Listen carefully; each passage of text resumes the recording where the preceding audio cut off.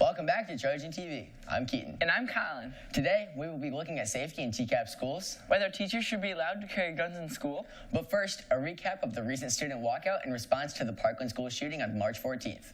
On March 14th, EMS students took a stand against gun violence to honor the 17 lives lost in the Marjory Stoneman Douglas High School shooting in Florida on February 14th. The silent walkout was used to reflect on the recent school shootings across America. Trojan TV caught up with staff and students to hear about their thoughts on the walkout. I participated in the walkout because I thought it was important to send the message that kids and people like us do care about these topics and present our voice when we normally don't get to. I think the walkout was a great opportunity for students to take part in a protest, but also to remember the lives that were lost at the very unfortunate school shootings that occurred. I participated in the walkout because I thought it would be important to honor the lives of people who died in the school shooting in Parkland, Florida. Students felt the walkout was done in a very respectful way. I was actually very surprised how everyone was totally silent and very respectful of the walkout. This has been Keaton and Clay reporting for Trojan TV. Tyler Thurlby and Ann Griselle will continue to visit 8th grade advisories to talk about opioid danger on Mondays during Obeas. Next week, they're visiting Mrs. Conrad's class, followed by Mrs. Washburn's class on April 23rd. Catch our opioid documentary, Predator and Prey, this Sunday, April 15th at 11 a.m. at the State Theater. The documentary will be followed by a panel of speakers from the film to discuss addiction in our community to the audience. The event is free of charge. Don't miss this opportunity to learn more about this epidemic and how you can help stop it. Predator and Prey now has a website. You can visit it to find more information about the film and request a screening and a resource guide at www.predatorandprey.org. The National History Day Regional Contest produced a number of East winners who are advancing to states on April 28th. Congratulations to Alexander Maxwell and Joey Baldiga for their individual exhibits, William Hopla and Andrew Humphrey for their group website, Drew Cummins and George Parvell advanced for their individual websites. In the documentary category, Sam McDonough and Olivia Strom advanced, and last but not least, Mallory Swope and Addison Swanson advanced for their historical papers. Great job, Trojans. In our first Trojan TV news story about school security, we caught up with Will and Gloria to learn more about how Michigan government and school officials are responding to the call for action after the Parkland school shooting. Due to a recent increase in gun violence, we met up with a few of our school officials to learn more about our school's safety. I'm always concerned about the safety of students every single day, from the minute I wake up till the minute I go to bed. We as a school system, I believe, are one of the safest schools anywhere, and certainly in northern Michigan. That's not to say it's perfect.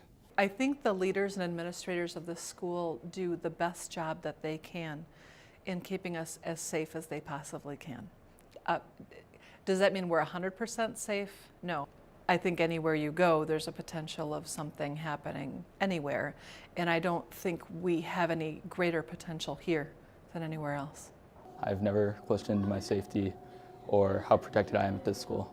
On February 14th, 2018, there was a shooting at Stoneman Douglas High School in Parkland, Florida, killing 17 students and sparking nationwide concern about student safety in school.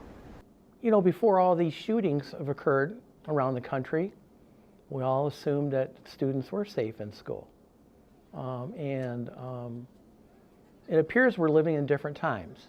So I've been getting a lot of phone calls from parents and students saying we're concerned about our safety in schools based on what's going on around the country and how tragic those situations are.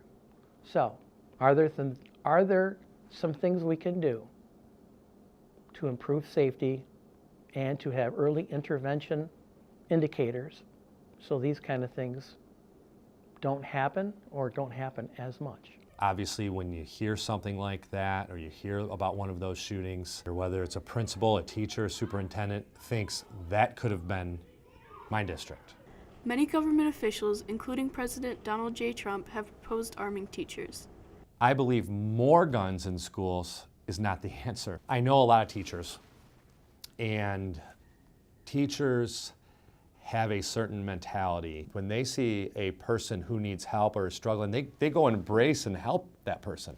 They don't think about, should I get my gun out? I would not feel safe if guns were in our school for any reason. Guns and schools don't mix together. Too many things can go wrong.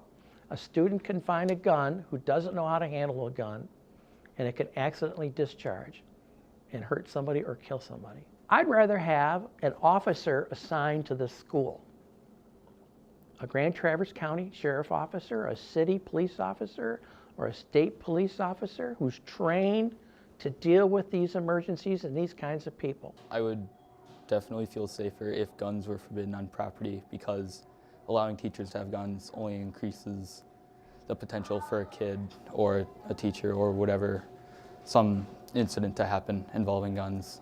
School officials have been taking precaution to ensure the safety of TCAPS students. Over the course of the last at least 5 to 7 years, we've been doing things to our buildings to make them harder targets. We've got the entryway that goes right by the office in a very visible location. So people can't just get in, they have to go through multiple sets of doors after a buzz-in. I think with these shootings that are happening in these schools, something will happen.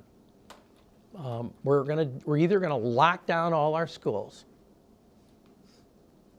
and hopefully we put police officers in these schools.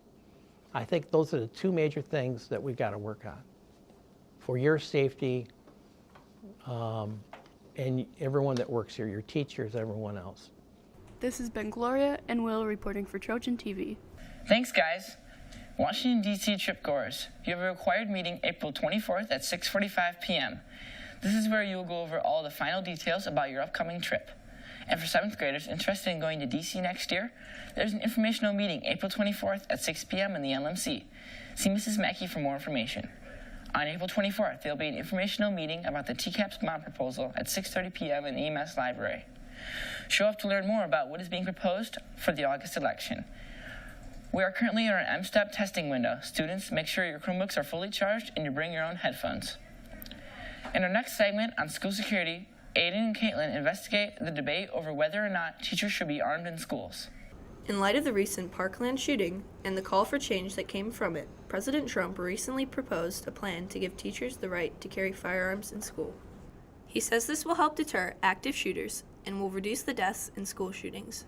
And this would be a major deterrent because these people are inherently cowards. If they thought, like if this guy thought that other people would be shooting bullets back at him, he wouldn't have gone to that school. He wouldn't have gone there.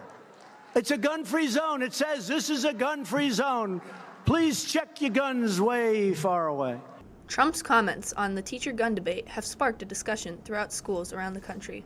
I think the pros would outweigh the cons. I think having more guns or guns in general at school would bring an awareness to the students in the school and the community members within Traverse City and the surrounding cities that the East and TCAPS does take this very seriously, being the shootings that are happening around the countries in schools. And we are actively pursuing stopping it and not having it happen here. A new bill is being proposed in the Michigan House of Representatives that would allow teachers to carry guns in school. The teachers would have to complete 80 hours of training, which they would have to renew every 2 years. The guns would be kept in a locked safe that would be opened with the teacher's fingerprint. I think that teachers should be given or granted permission to carry if they choose to do so and follow the protocol to be able to have a CPL and carry at school, whatever policies that would allow that to happen as long as they get the proper training. In a survey conducted by Trojan TV, 84% of teachers said that staff should not be allowed to carry guns in schools. I do not think that teachers should be able to carry guns in school for like a variety of reasons, but first and foremost, I don't think that the solution to all this deadly violence that we're seeing in schools is more guns. That seems like the opposite of what we should do. Critics of the proposals say that the risk of putting guns in schools outweigh the benefits. Guns and schools don't mix together. Too many things can go wrong. A student can find a gun who doesn't know how to handle a gun, and it can accidentally discharge and hurt somebody or kill somebody. The bill and others relating to guns in schools have been stalled in the state legislature, and Governor Schneider has vetoed similar bills in previous years. This has been Caitlin and Aiden reporting for Trojan TV. Wow, that's a lot to think about. It sure is. Students, if you want to weigh in on school security issues, head to our website, The Link, where you can take our survey and have your voice heard. And that wraps up this edition of Trojan TV. Don't forget to check out all of our shows on our YouTube channel, Trojan TV East, and follow us on our social media account at EastDMC for more updates on events in the school. And for all things Trojan News, be sure to visit our multimedia website, The Link, where you can find extended coverage, photo slideshows, and more. Have a great weekend, Trojans. Bye. Common Good Bakery, handcrafted on purpose, 14th Street, Traverse City.